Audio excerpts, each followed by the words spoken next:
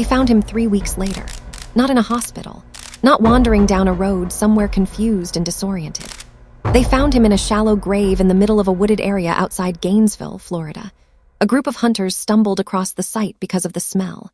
That is how 18-year-old Daniel Hayes came home to his parents, not walking through the front door with a backpack slung over his shoulder, not with a sheepish grin and some excuse about losing track of time. He came home in a body bag, identified only through dental records because the Florida heat had done what it does to the unprotected and the forgotten. There was no wallet, no phone, no ID, just a patch of freshly disturbed soil and a story that was only beginning to surface.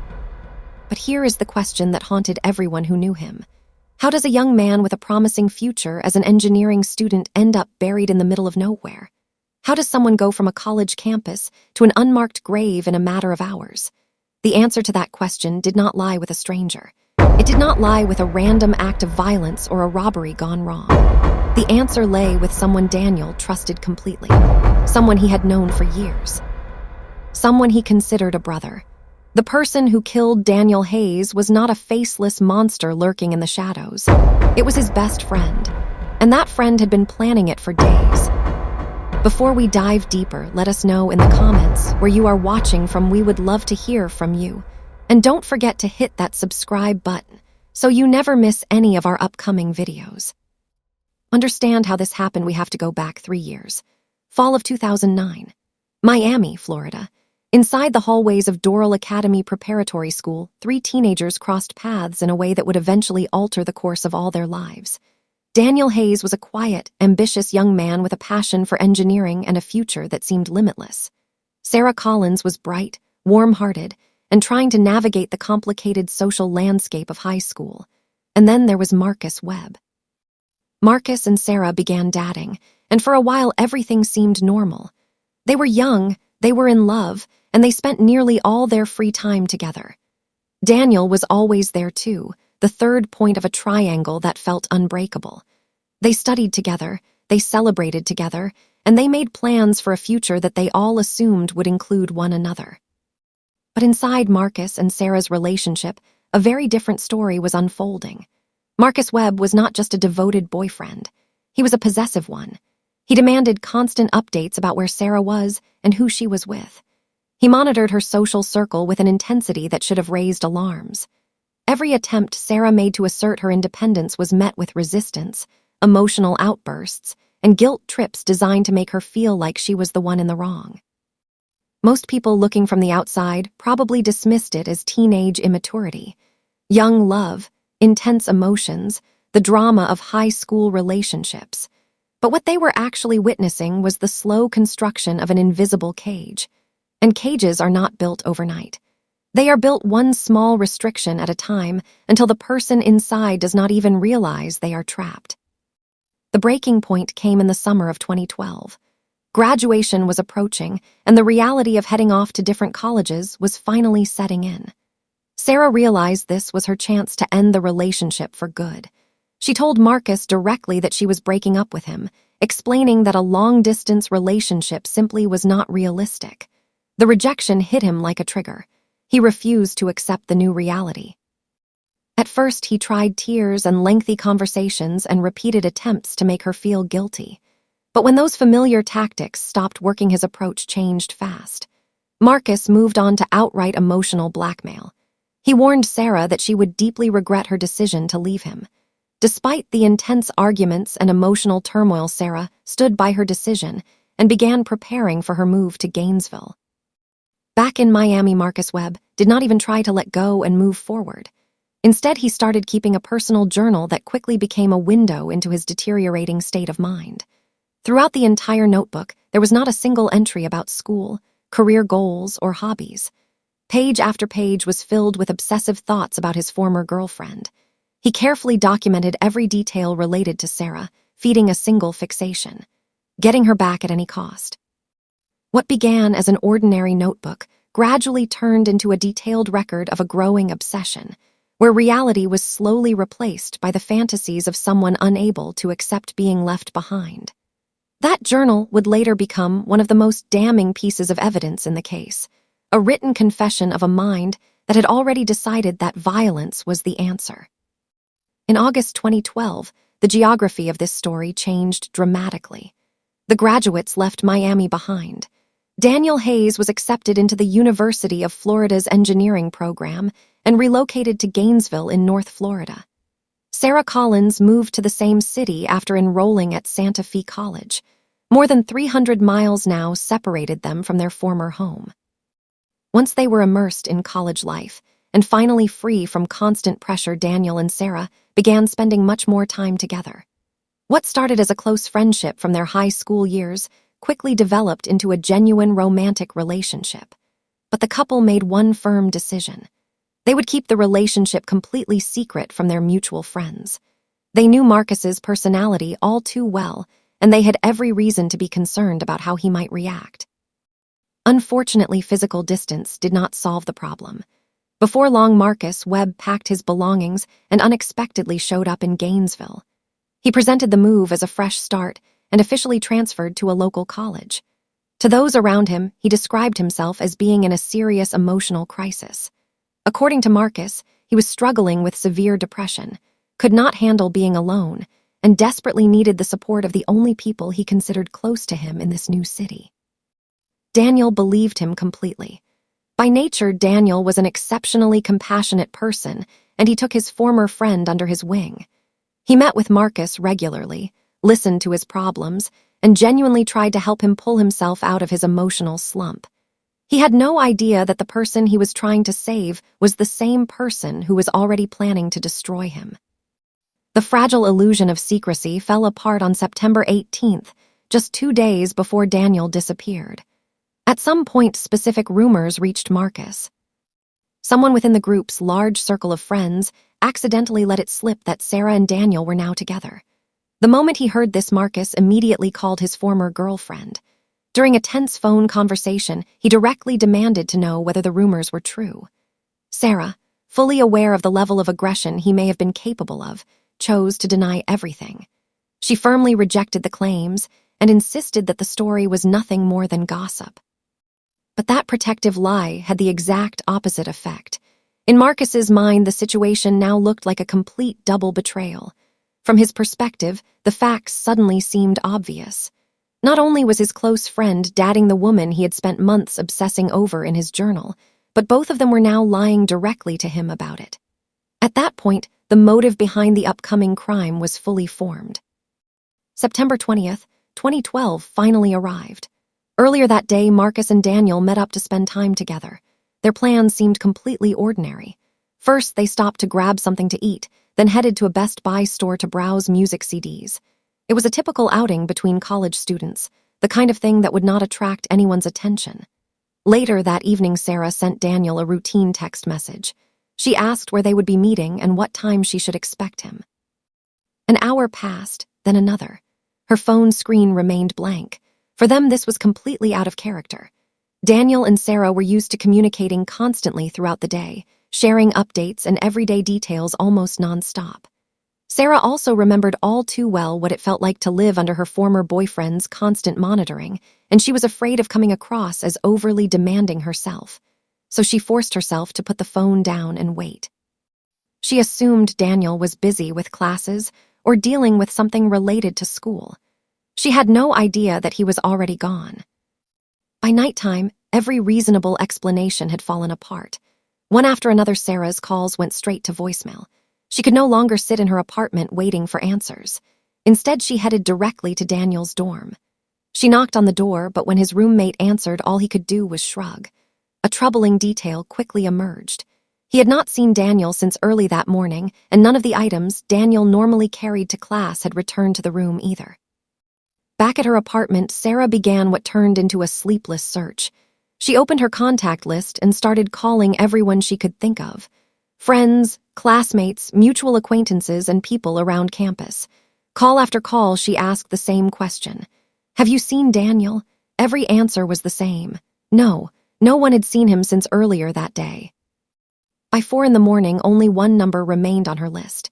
It was the one person she would rather never speak to again, Marcus Webb. She knew the two were supposed to spend time together that day, and at this point he was her last remaining lead. Marcus answered. What stood out immediately was how calm he sounded. There was no trace of sleepiness in his voice. He did not seem surprised by a phone call in the middle of the night, nor did he sound annoyed. In a casual tone, he confirmed that he and Daniel did spend the day together. He walked through the timeline step by step. They grabbed something to eat, stopped by Best Buy to shop for music CDs, listened to music, and eventually went their separate ways. According to Marcus, that was the last time he saw Daniel. The call ended. Outside, the sky was beginning to brighten, and one thing was becoming painfully clear. Something was very wrong. When the morning of September 21st arrived, the situation entered a critical stage.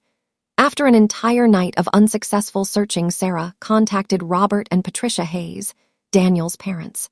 The moment they learned that nobody had been able to reach their son, they immediately contacted emergency services and rushed to Gainesville. An official missing person investigation began. At first, responding officers considered a fairly routine possibility.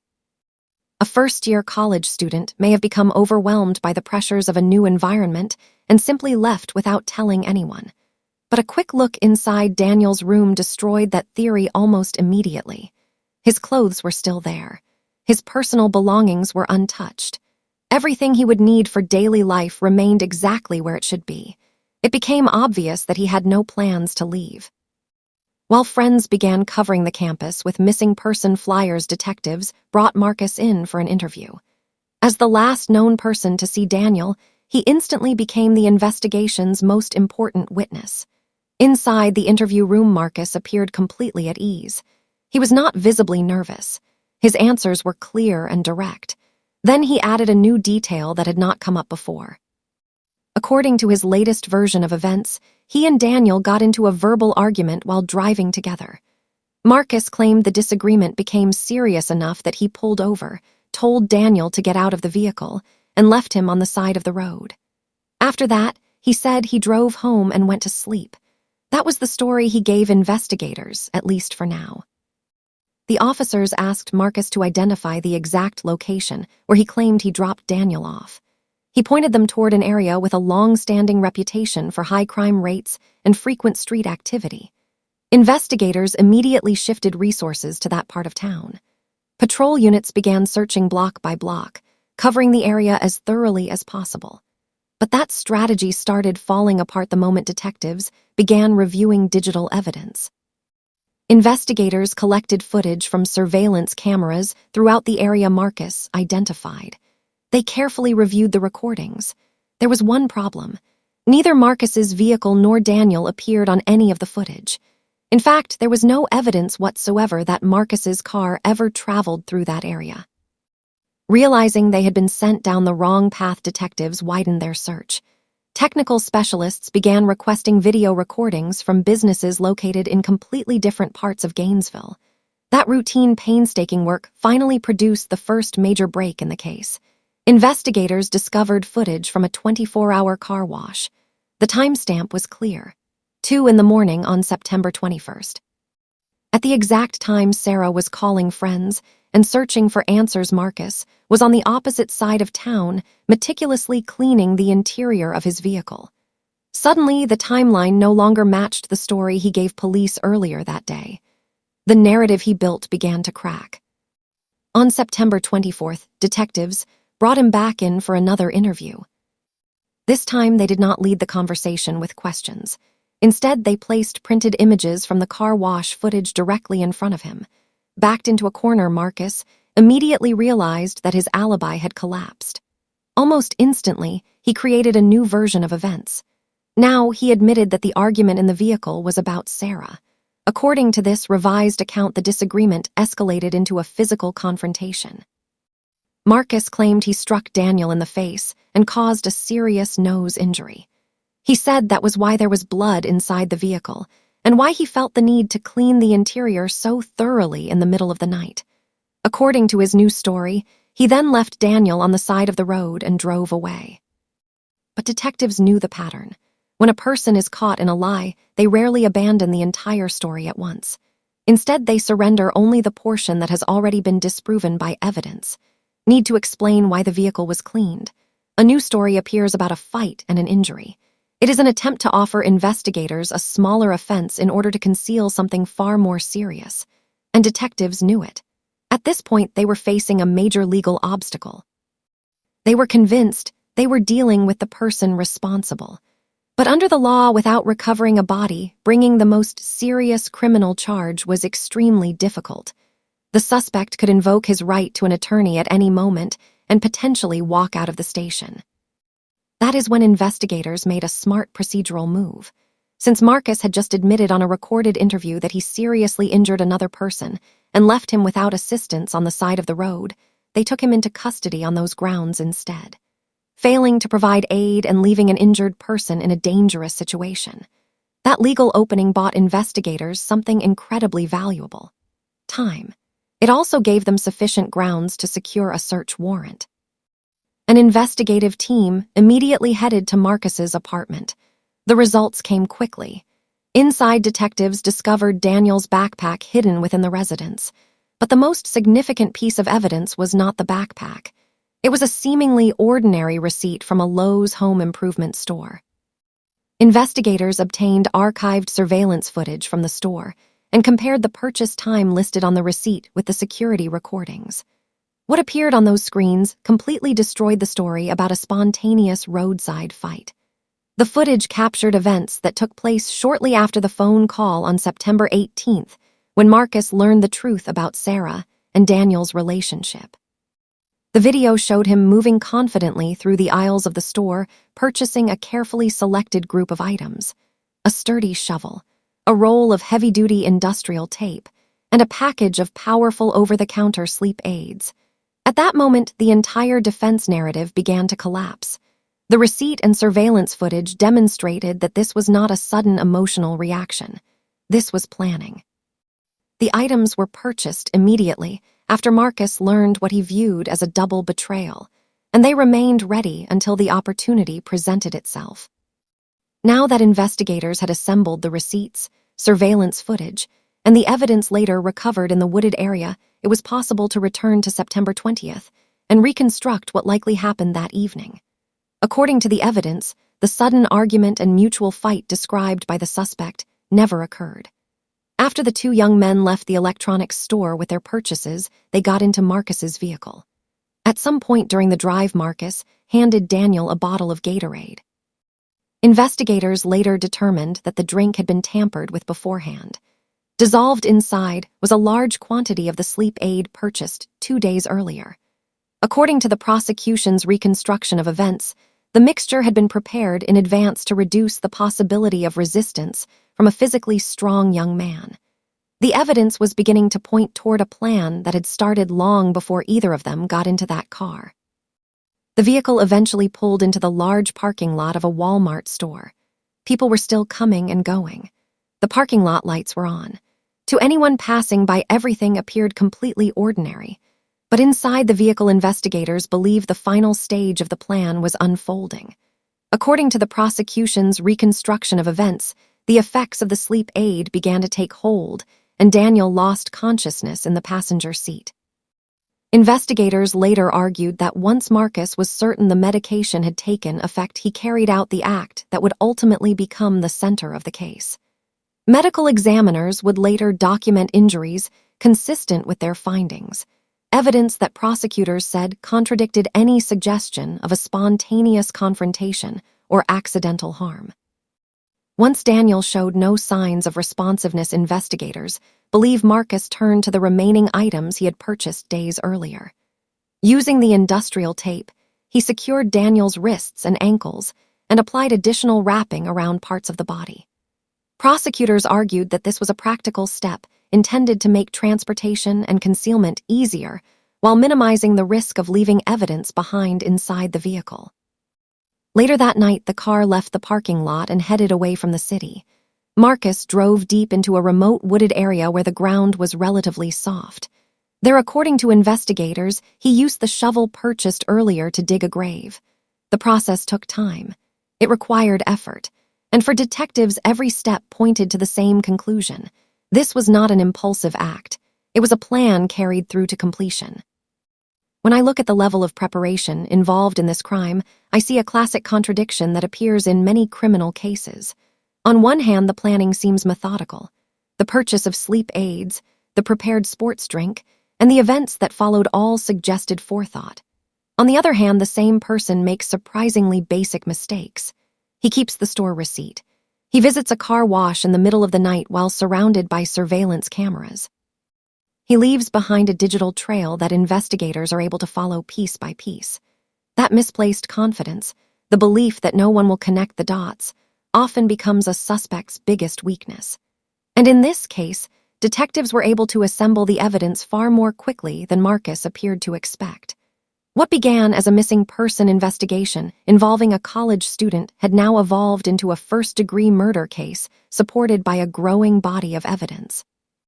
In August 2014, nearly 2 years after the events of that September night, the case finally reached trial. Standing before a jury, Marcus Webb and his defense team presented a strategy that many observers found difficult to believe. Marcus no longer disputed several of the key facts. He acknowledged purchasing the shovel. He acknowledged buying the roll of heavy-duty tape. He acknowledged obtaining the sleep aids. But the explanation for those purchases changed completely. According to the defense, the items had nothing to do with a plan to commit a crime. According to Marcus's new version of events, every one of those items had been purchased for himself. He claimed that learning about the secret relationship between two people he trusted caused such overwhelming emotional pain that he decided to take his own life. In court, he seriously argued that he planned to consume a dangerous quantity of sleep aids and that the shovel was intended for digging his own grave in a remote wooded area. Faced with overwhelming physical evidence, the defendant refused to accept responsibility. Instead, he attempted to recast himself as the victim.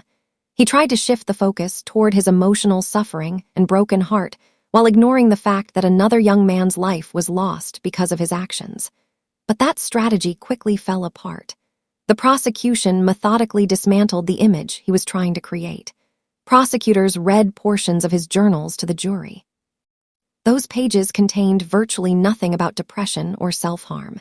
Instead, they revealed a growing fixation on Sarah and repeated expressions of anger surrounding the relationship. Then another witness took the stand. A former cellmate testified under oath that while in custody, Marcus openly described the crime in detail and appeared proud of what he had done. Throughout the lengthy trial, observers noticed something else. The defendant showed little visible emotion. There were no tears, no obvious signs of remorse. When the case finally went to the jury, deliberations did not take long. The verdict was unanimous, guilty on all counts. The convictions included first-degree murder, poisoning, providing false statements, and obstruction of justice. The judge then imposed the harshest sentence available. Marcus Webb was sentenced to life in prison without the possibility of parole. In the end, the system of control he spent years trying to build around other people closed in around him instead.